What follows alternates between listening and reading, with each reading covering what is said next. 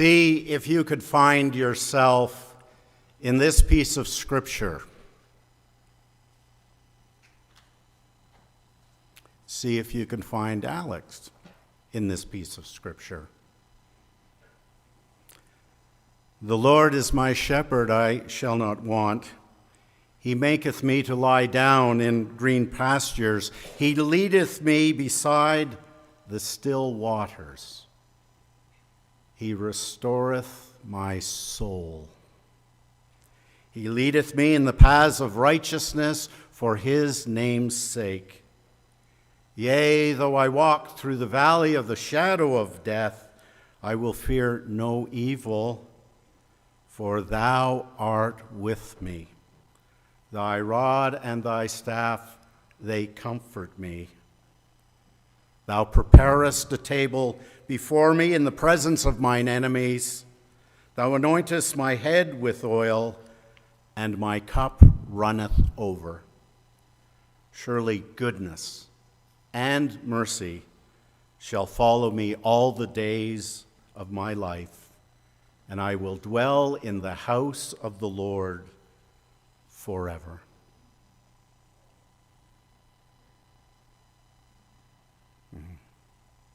Let us pray.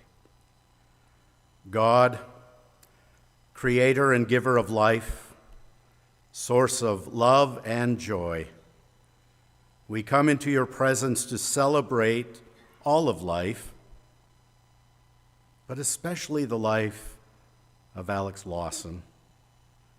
As we gather in the shadow of death, may we see the light and the peace of your presence. We pray this in Jesus' name. Amen.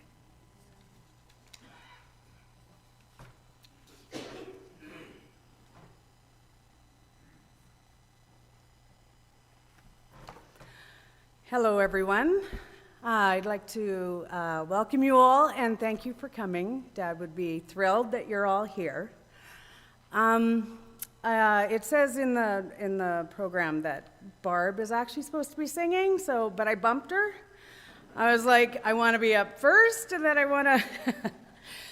But Dad was, he was saying, he always used to say about Barb's voice, this is about you now, Barb, that it was never Christmas until Barb sang "Oh Holy Night." So when I first came and saw him in Victoria there back in April, the first thing he said is, "Chacho, you don't have to sing." And I said, "Oh, absolutely, I'm gonna sing, right?" But anyway, he had requested Barb. Sandy and I were texting back and forth, and we weren't sure whether Barb should sing. Are you singing "Oh Holy Night" today? Anyway, so I chose to sing "Amazing Grace," and my relationship with Dad was clearly music, and he taught me to sing sing harmony when I was about 5 years old. We sang "You Are My Sunshine" together, and it was made. I loved going to church with him every Sunday, and I'd fit into a choir even if it was all adults, and it was especially good at the end when I'd stand there sort of in his robes while he would shake hands with people.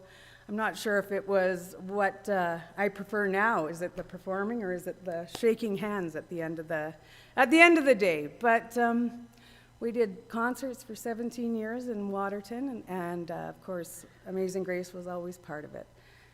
And in the end, it was the song I was sharing with him when he passed away. So I thought it would be a good choice. And of course, Marilyn, his other request, Madeline, I thought her name was Madeline for years. I didn't know it was Marilyn, but through his accent, he always said, "Oh, Madeline." Marilyn also played at my wedding, and that would have been the year before he retired from McKillop. But it's great. I still see her often, and I'm really glad that you're here, Marilyn. Thank you. And you, Barb.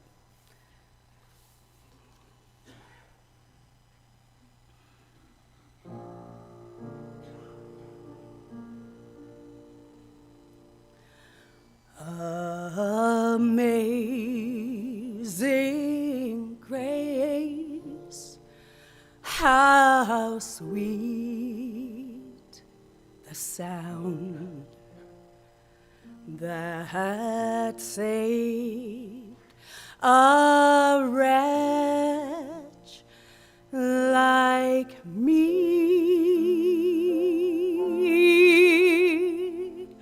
I once was lost, but now I am found. Was blind, but now I see. Through many dangers, toils, and snares, I have already come.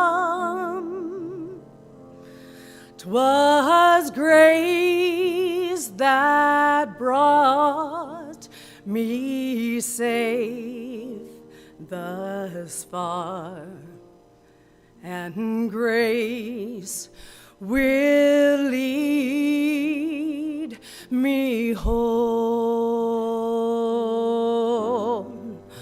When we've been there 10,000 years, bright shining as the sun,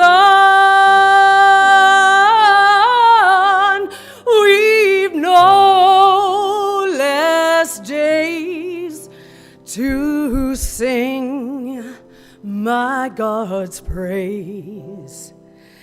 And when we first begun, amazing grace, how sweet the sound that saved a soul like me. I once was lost, but now I'm found. Was blind, but now I see.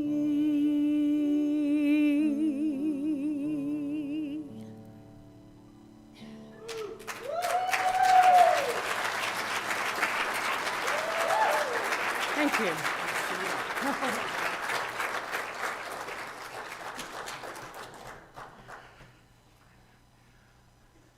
Well, Sandy, I'm not sure if you want to follow this, but it's right here in our order of service. Have to just tell you something. Sandy and I have been working on the order of service and getting into little pieces of where this should go and how that should go. And I said, well, let's listen to Alex's wisdom. We should have a plan until something better comes along. Sandy.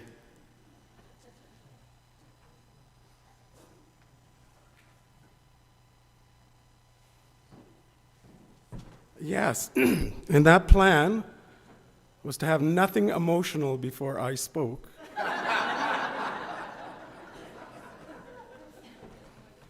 So I was going first. So most of you know me as Sandy. I was talking to somebody, Lara, outside, who didn't realize my name was Alexander. And it is, of course. I'm Alexander III. I used to ostentatiously write that on my schoolwork in big block letters. At least I didn't write Alexander the Great. That's what I figured I should. But I could have been a Jimmy because Dad's name was supposed to be James Henry. That was the name that his mother gave him, that his parents decided upon, but that his mother gave him. And when his Our family knows the story, and probably most of you do, but his dad, the Yankee Lawson, he spent some time in New York, so that was his nickname, went to the bar on the way to the registrar to celebrate, and he tipped a few with his friends and said, "Begor, it's my last one." He was Irish, by the way, born in Ireland, of Scottish heritage, and I'm naming him after myself. And so he named him Alexander Lawson, no middle name. So I'm not a Jimmy, I'm a Sandy.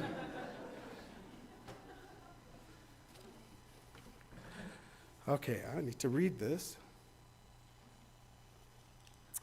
So, there's an African saying that a boy does not become a man until his father dies. I'm certain I'm not the first son to say these words at a celebration of his father's life, but regardless, today before you, I'm a man. My first clear memories of my father are from quite a young age. I was less than 2 years old. We were living in Laval West in Montreal.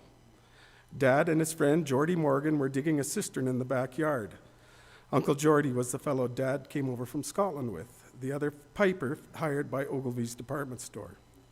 I remember them working shirtless in the with spades behind the house, coming in from a hot summer sun for a drink, and I got to have a drink of water with them. For some reason, I remember the heavy, thick red plastic tumblers with the sparkles throughout it. And it was during that era that my brother David arrived. It was likely Mum's idea, but it's indicative of the type of husband and father Alex was, to trust in Joy's intuition. My parents had another woman carry Davy into the house, and it might have been June Morgan, I don't know, Geordie's wife. I could not articulate it at the time, but it was the first time I recall feeling something out of place. It was to protect me from feeling resentful, but to me it was, hey, that's my mum job. He's far too precious for you to hold, lady. But that was typical of our parents, to be cognizant of decisions our young minds might make at such a young age. Alex had married well. Dad was fond of telling me that when I was born and they took me home to their apartment in Montreal North, Dad was holding me and a neighbor met them on the stoop. She congratulated them, and after gooing and gawing at the newborn, she said to Dad, "Ah, il ressemble son papa." Now, we all know that as I grew, I certainly resembled my mother. Dave and Heather got more of Dad's genes. Sheena and I were the spitting images of Joy. And of course, Peter and Marla were the perfect blend of both.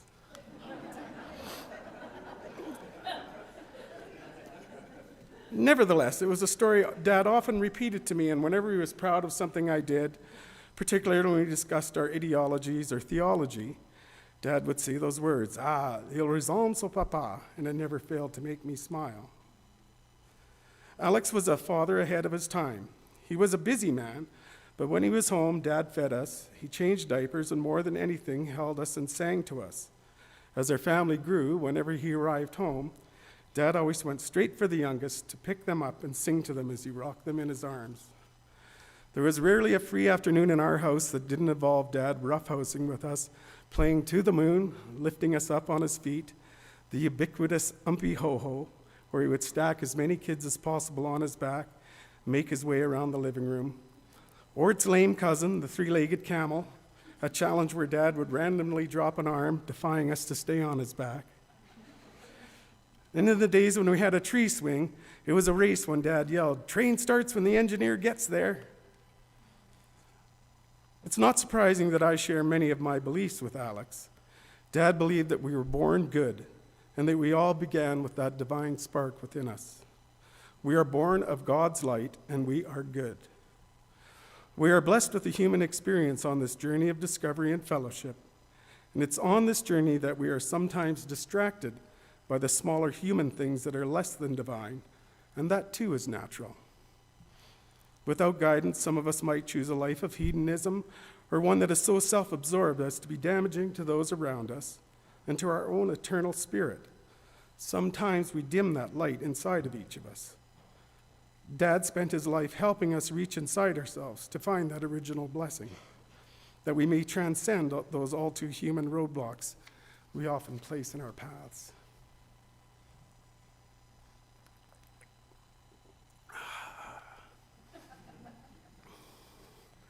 We had some great conversations since I became a parent myself. and later through our relationship editing his book, To Light a Penny Candle, editing and archiving his Havers and Clipes, and working on a follow-up, TBA.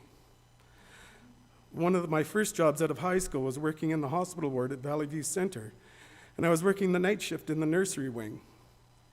One of the permanent residents was a young boy of about 7 or 8 who had hydrocephalus, a condition where his body continued to produce cerebral spinal fluid, causing enough pressure that his brain did not develop properly. As a result, his head was about 42 inches in circumference. That was this child's lot in life, to have his head turned by me or one of my co-workers every 4 hours so that he did not suffer bed sores. He was nonverbal and did not have much more than a brainstem, but when I looked into that boy's eyes while I cared for him, there was a connection beyond mere curiosity. It was visceral, and to me it was a moment of divine gestalt. And it confirmed to me that although we might be limited in a variety of ways by the style of our chassis, we are all children of God. I shared that experience with Dad years after the fact, and his response, of course, "Il ressemble au papa." It's interesting that though Dad's love for his children never changed, his parenting did take on a learning curve over the course of raising 10 or 11 of us, if you count Giselle and Jermaine and we, Jennifer, our foster children. Because of Alex's growth as a parent, a skelpin seemed to have been phased out after Dave and I. Heather may have received a few smacks on the rear, but I'm sure the belt started and ended with Dave and I. Dad was a relatively calm skelper for the most part, however, sending us to our room so as to collect his thoughts, and often giving us time to stuff magazines, on one occasion hardcover books, down the seat of our pants. I remember that he snorted with laughter at our obvious ploy, and continued on anyway, books and all. He let us have that one. I recall once making a gate show of pleading for divine intervention in our punishment. It was certainly proved to be an exercise in futility. While God might have been amused, Dad certainly wasn't. So in the future, I learned to pray less like the Pharisee and more like the publican. Dad grew in his parenting from those early days. But since his love was a constant, Dave and I never made any decisions about ourselves that required changing later in life. A skelpin was practically a natural consequence for a Scots Presbyterian, and Dad claimed to have experienced many growing up. Alex's upbringing was an austere one. He came from a time and place of paucity and dearth. Dad was articulate and poetic, and his descriptive stories could paint such pictures for me, I felt I lived in them. When he spoke of his youth, the words he used to describe his immediate physical environment were consistently dour: the Stain row houses, Muck, Cal, Dreek, City, Fusti, Peely Waly, and Wee. They formed a drab counterpart to his vivid descriptions of the people that populated that landscape. Here, Dad saved his glowing adjectives and colorful dialogue for the people in his life. That was his Scotland, the characters of West Calder and Polbeth that shaped his world view. He spoke of the gentleness of his father, the fortitude of his mother, and the humor in the nicknames of folks like Pie Jock, Auld Wully, Wee Cocky, and Big Jimmy Tamson. And when Big Jimmy was asked to do more than a share because of his size, he would say, "My name's Tamson, no Samson." And the telling bark of the ragman offering big balloons for woolen rags. This was wartime, of course, and wool was highly sought after, whereas balloons were colorful but cheap and full of air. And that was Dad's slogan whenever he identified some deal that was more flash than substance, whether we were at a fair gawking at a gaudy display that had us fascinated, or an advertisement for some new device on TV. Dad was an expert on identifying a fleece job. Big balloons for woolen rags. It would be a rare thing for him to ever be on a losing end of a bargain, and yet a bargain he loved. In fact, even after we grew up and moved away, Dad still enjoyed a trip to Costco. I know Mom loved the time he came home with a shopping cart full, and maybe it was 2, full of loaves of bread for the freezer. Only a day old, 99 cents a loaf. No balloons in that cart. Only wool for Alex. Dad's love for the country of his birth is evident in the stories of his youth and the many tours he led to that other holy land, Scotland. But his love for his adopted country was something else again. He embraced Canada not only for what it represented in opportunity and its rugged beauty, but also its history and geography. I thought nothing of it as a boy growing up, but Dad seemingly knew everything about Canada. One of the greatest boons of Dad's ministry, and for us as a family, is that he had 4 weeks holiday each year. He and Mom would pile the kids in the station wagon and either head east to Montreal or west to the Rocky. In the early days, it was giant canvas tents, which at least one of the kids would surreptitiously test with the palm of their hand during a rainy night. Look, the water comes through. Later, it became the tent trailer or the camper, but we camped. It was Coleman stoves and chopping wood by a campfire with bacon sizzling in a cast iron pan and a tin of beans with a makeshift wire handle bubbling on the fire. And always by water, whether it be a spring-fed burn running through King George Provincial Park outside Roslyn, BC, or the sandy-beached Pancake Bay, a family favorite, along the north shore of Lake Superior. I have no idea where Dad got his knowledge of his adopted country, but he seemed to know it all. I took it for granted at the time, but in hindsight, I'm amazed at the depth of his love for Canada. He could tell us why the headwaters of the Bow River were turquoise, rock flour from gray seal melt suspended in the water reflecting sunlight, or why the Athabasca River near Jasper was murky. It was silt in one of the greatest changes in elevation that gave it its high turbidity from erosion, to the First Nations mythology behind Kakabeka Falls in Ontario. He told us the story of the Green Mantle, the Ojibwa princess who pretended to be lost and wandered into the attacking Sioux's camp. She bargains with them, spare her life and she will lead them to her father's camp. She's placed in the head of the lead canoe and leads herself and the Sioux warriors to their deaths over the Kakabeka Falls, sparing her tribe from attack. Or the story of the sleeping giant, the island you view traveling from the west when you reach Lake Superior. I simply accepted he was omniscient at the time. But in hindsight, it just showed his love for the country and not only his voraciousness for information, but his ability to retain and recall it. Dad was the unsung champion of IC, a traveling game where we amassed points based on the first to spot a predetermined list of items on our many trips. These could include bears, bighorn sheep, Rocky Mountain goats, moving trains, horses in a field, hawks, eagles, aircraft, even the orbit litter barrels in Manitoba, and the first grain elevator when we were returning to the prairies from the mountains of the Canadian Shield. I say Dad was the unsung champion because you could tell he spotted something first, and he was always first, and then gave it away with raised eyebrows and a discreet up, up, up, up, to alert us and give us kids a chance to collect the points. Alex provided me with some great life lessons as I grew up, things that stuck with me and many that I've passed on to my boys. He taught me that when walking in a freshly made path after a new snowfall, not to simply step in the existing steps of the pathfinder before you, but to eclipse the boot prints with your own, to widen it slightly, to make it easier for those who follow. He taught me to do the same thing driving on Saskatchewan grid roads in the spring after a rain. Don't drive directly in the ruts someone else has made, but make them wider where you can so that others may find a road and not a pair of deeper ruts. He taught me simple fatherly things as well, to let the head of the axe do the work, to lift with your legs, and to accelerate a vehicle into a curve, never brake, to maintain control. And if you ever lost control, especially in winter, you're trying to come out of a spin, always look to where you want to go and not to where you don't, because you have a far greater chance of ending up where you are looking, regardless if that's your desired destination or not. Of course, this advice had a far greater application in life than from driving mishaps, to look where you wish to go and not where you would not like to be. When I look again at Dad's upbringing in Scotland, it's clear to see how he determined his worldview on social justice. That he was raised as a have-not is a matter of course. That in and of itself would not have affected young Alex's outlook, as Dad never had a covetous bone in his body, and he did not begrudge affluence. When he entered the workforce, particularly the coal mines, he saw firsthand how the landowner class treated human life as simply so much collateral when injury or death occurred. during an accident which was all too frequent.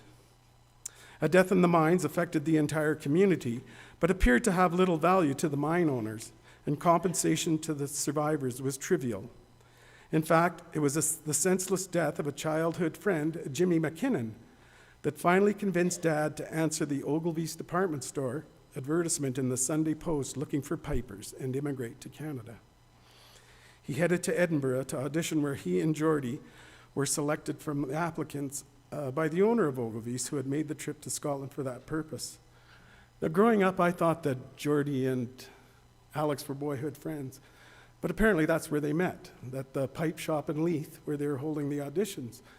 So Geordie was actually from Troon on the west coast of Scotland, but that's where they met, and they had a lifelong friendship. They were the two selected from all of the applicants. Life was sacrosanct to Alex, and it instilled in him an intolerance for bullies and injustice. You could see this in his impassioned words about Palestine. He often vilified the senseless persecution of Jews throughout history, and at the same time, he was vocal about the state of Israel and the walls they imposed. In regard to oppression, he would quote Robbie Burns, "Man's inhumanity to man makes thousands mourn." Being very much a poet himself, Dad would often include his favorites in his sermons and later his blethers, which are a blessing in themselves. His writings are a treasure trove for all of us. So in transactional analysis, there are several schools of thought as to where the rebellious child belongs in the paradigm. There's a little bit of disagreement as to whether the rebellious child is merely a petulant aspect of the adapted child, a healthy aspect of the free child, or maybe a separate category into itself. I dare say Alex was in the free child school. Recalling Alex's formative years in Scotland and his intolerance for injustice, you don't have to imagine too greatly which category we, his children, have fallen into. I recall my sister in grade 3 having trouble with my sister Heather, having trouble with us complaining that her teacher, when prodding her to do work or not answering a question to her standards, would tap her with the top of her head with the sharpened end of a pencil. So she talked to Dad about it, and his advice was, in all seriousness, stand up and kick her in the shins. What is she's 8 or 9? When I was in grade 9 in Moose Jaw, I was called to the office for some offense that now escapes me, naturally. And my punishment was to be the strap. So I wasn't having any of that, so when the vice principal got out this wide, thick hunk of leather and directed me to hold out my hand, I was brought up well, respectfully declined. Mr. Campbell said in that case he had no choice to phone my father. When I readily agreed, it seemed to take him aback for a moment, but he likely thought he was calling my bluff when he made the call and Dad answered his office at Minto. I only got to view the exchange from one side, of course, but I was confident how it would go. I watched this self-assured administrator begin his conversation smugly, telling Alex about his son's digression and his subsequent refusal to accept the strap, only to quickly express askance, followed by defensiveness, some stuttering, and finally resignation before hanging up the phone, meeting my gaze, and announcing I had detention for the foreseeable future. I can only imagine what Dad's reaction was. He never told me what Mr. Campbell said, or what he said to Mr. Campbell, and I didn't ask. I'm sure he wasn't happy with whatever happened, but the less said, the better. But it would reflect his determination to speak to authority and taking umbrage at the oppressor. Dad was a champion of the underdog. So Alex leaves many legacies behind. Most of you in this room will have experienced his ability to elicit positive change in your lives, to relight that spark. In my life, not only did he provide love and guidance, but I see his greatest legacy in all of this, and that's these people over here, his grandchildren. I particularly see it in my sons Ian and Cameron. Their intelligence, caring, and compassion are a refinement of Alex's gifts to his family. And it is clear that Dad gave me the tools to be a man long before his passing, judging by them alone. The Africans had it wrong. Some of you have commented that a light is gone from this world with Dad's passing, and how true that is. But as I have looked around this room, and when I see the number of people whom he touched with his love, wisdom, and counsel, I see enough relit lights to know Alex has done more than enough to continue to lend his light to the world now and for generations to come. So here you are for where you're going. Continue to light the world. My dad will smile as you do.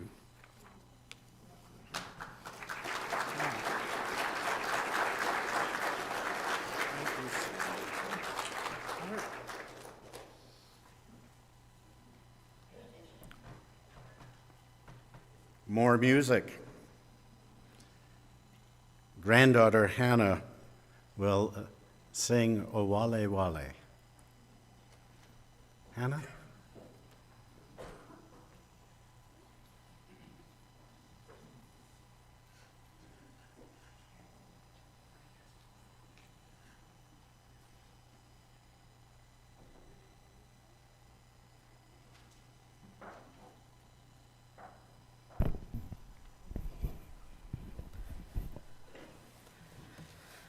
So the song that I'm singing, there's a little story behind it. My grandparents, Alec and Joy, came and watched me in a Kiwanis festival, and I was singing this song, The Water is Wide, and he comes up to me after I performed, and he's in tears, and he said, this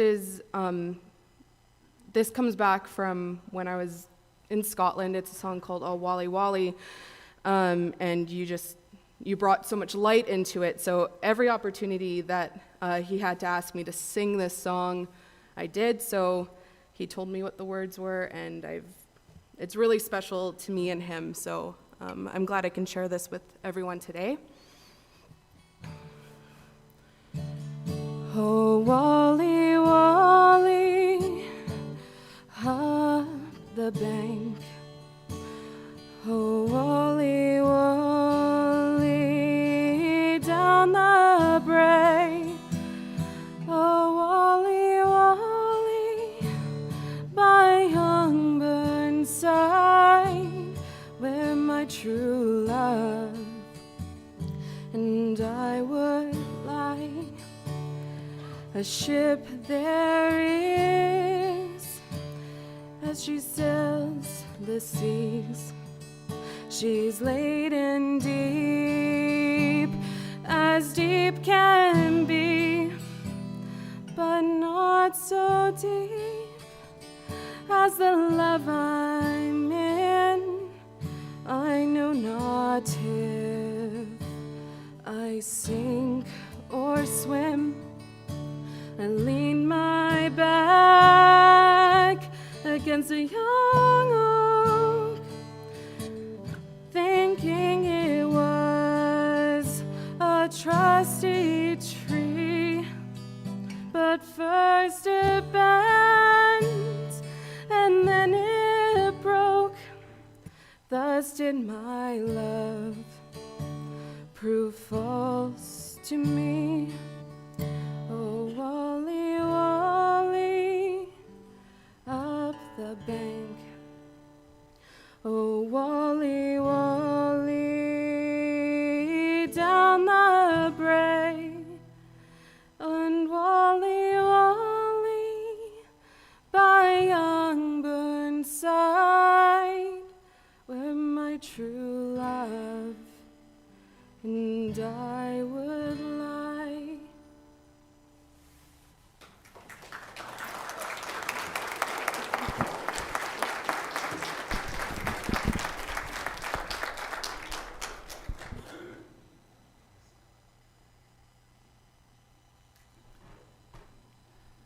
And I would invite a dear friend that has worked with Alec in the church setting and as a dear, dear friend, Wendy Sherman.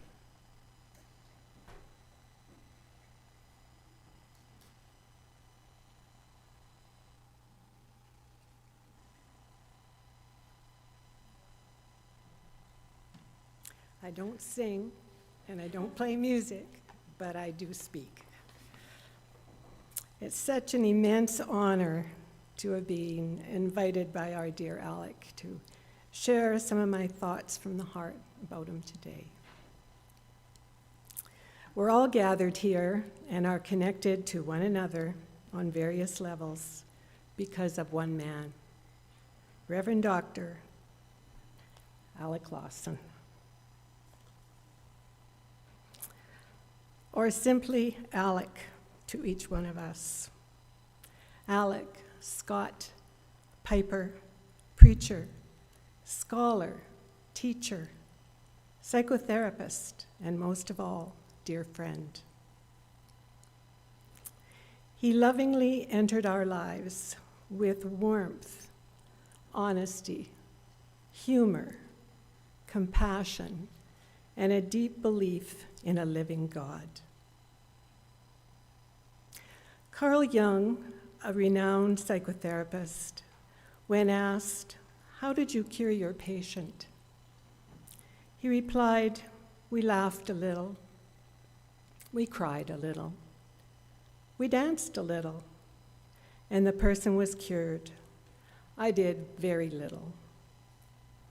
Alec adhered to this same humbleness and the belief in the power of each person to heal their body, mind, and spirit.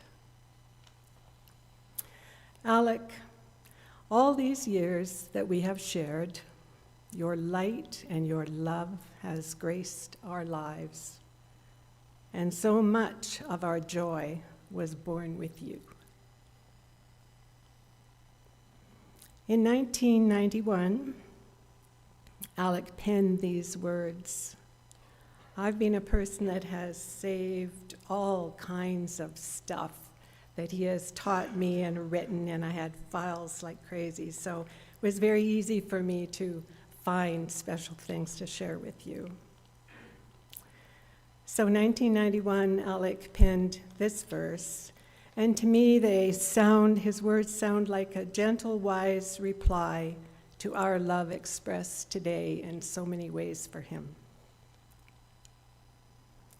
If this bit of prairie be worthier because of me, stronger for the strength I bring, sweeter for the songs I sing, purer for the path I tread, lighter for the light I shed, richer for the gifts I give, happier because I live, nobler for the death I die. Not in vain have I been I. Alec had a great respect for the writings and wisdoms of Khalil Gibran, and I'd like to share an excerpt that I appreciate and have read often for folks from his book, A Tear and a Smile. Let me sleep, for my soul is intoxicated with love, and let me rest, for my spirit has had its bounty of days and nights.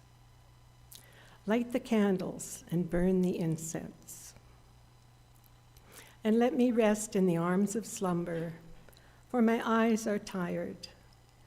Let the silver-stringed violin quiver and soothe my spirit. Weave from the music a veil around my heart. Sing of the past as you behold the dawn of hope, for its magic meaning is a soft bed upon which my heart rests. Dry your tears, my friends, and raise your heads as the flowers raise their crowns to greet the dawn. Speak of me in warm memories, for I am in comfort, I am in peace. I have passed a mountain peak, and my soul is soaring in complete and unbound freedom.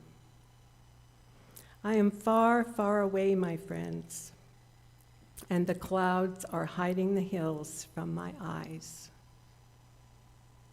Shed no tears upon me. Instead, rejoice with me. Let there be laughter and sharing of pleasures. Talk not of my departure with sighs in your hearts. Close your eyes, and you will see me with you forevermore. That's that light that we were talking about. Alec's last message to us, as far as I know, last message I heard from his hospital bed was, I would like you to know that each one of you have a place in my heart. And I want to let you know that I love you, each one of you. Yours I, with all my love, Alec.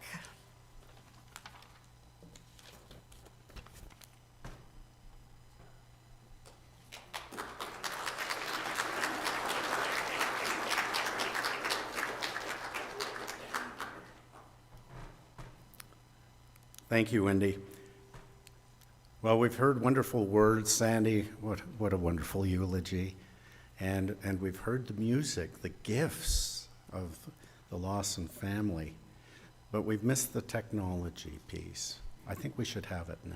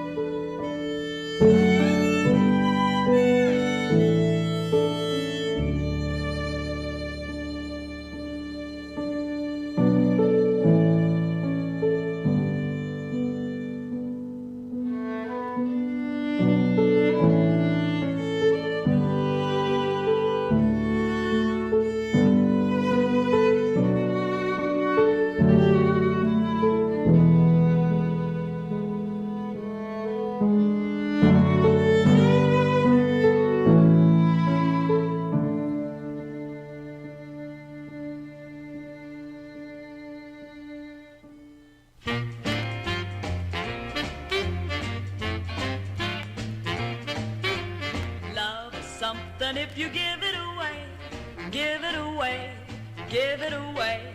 Love is something, if you give it away, you end up having more.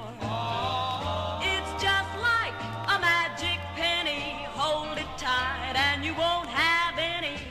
Then to spend it and you'll have so many, they'll roll all over the floor. Oh, love is something, if you give it away, give it away, give it away. Love is something, if you give it away, you end up having more. Love is like a magic penny. Love is like a magic penny. Love is something, if you give it away, give it away, give it away. Love is something, if you give it away, you end up having more. love is better if you don't refuse it. It's a treasure and you'll never lose it unless you lock up the door. For love is something if you give it away, give it away, give it away. Love is something if you give it away, you end up having more.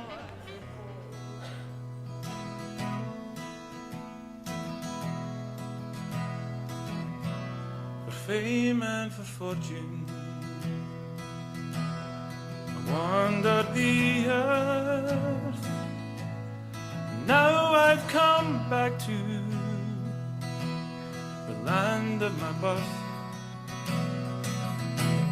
I brought back my treasures, but only to find that less than the pleasures I first left behind. For these are my mountains, this is my glen, the praise of my childhood will know me again. The lands ever claim me, how far I do roam. For these are my mountains, and I'm going burned by the road sings, am I going by the Waly headwinds with welcoming cry, the loch where the scot flies, at last I can see, it's here that my heart lies. I'll be free. These are my mountains, this is my glen, the praise of my childhood know me again. The lands ever claim me, the far I do roam.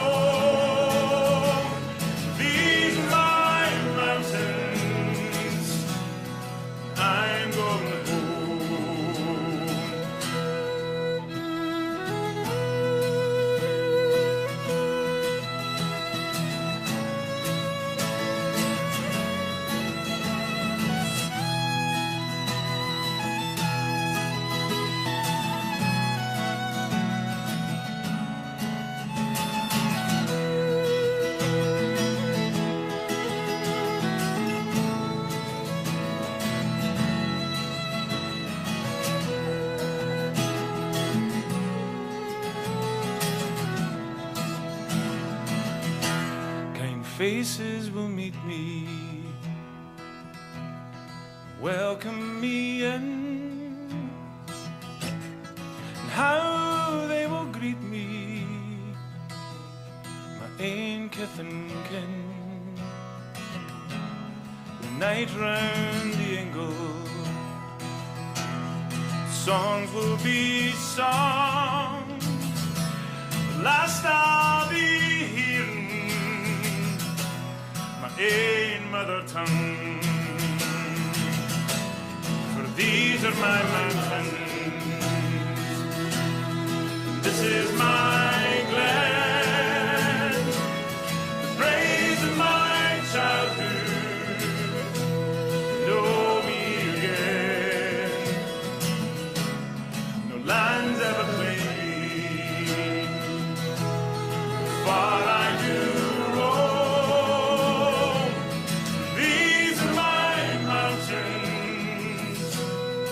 I'm going home.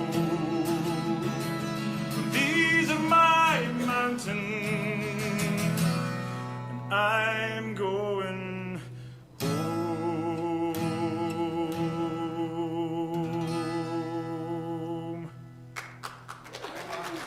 And so we come to the end. My song is I love you. And I know you love me. My hope is that my accent has been more than Scottish. I hope it's had a touch of the Galilean. For my prayer is, Lord, may it be said of me, thou wert with Christ of Galilee. And for all of us, there are the words of Dr. Oliver, if this bit of prairie be worthier because of me, stronger for the strength I bring, sweeter for the songs I sing, purer for the path I tread, lighter for the light I shed, richer for the gifts I give, happier because I live, nobler for the death I die, not in vain have I been I.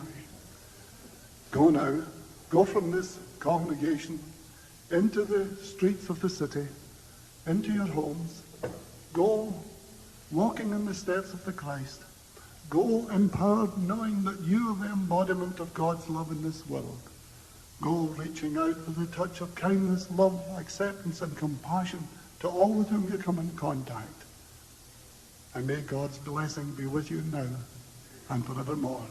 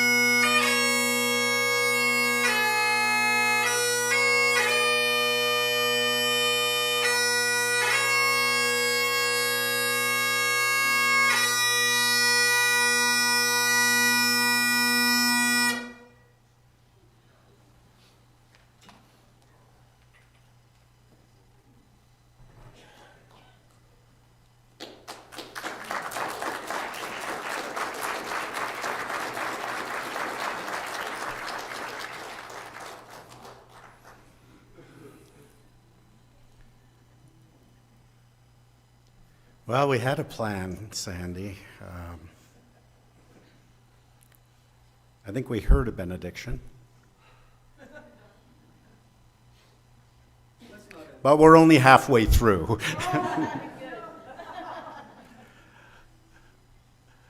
I remember talking with Alec and how much fun he was, and he would say things about weddings and funerals, is that nothing starts until the clergy person gets there. So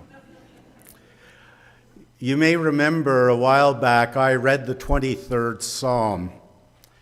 In almost 3 decades of ministry, the 23rd Psalm has been a staple for me in times such as these. For me, it encapsulates a living God that has created all that is, and not only shares it fully with humankind, but is present with us, making us to lie down in green pastures and beside still waters, while all the time restoring our souls. And when trouble comes, God walks with us and provides us as we walk through the valley of the shadow of death. We are blessed with a God that is so near to each and every one of us. And I asked you to think of yourself in Psalm 23. I asked you also to think of Alex in Psalm 23.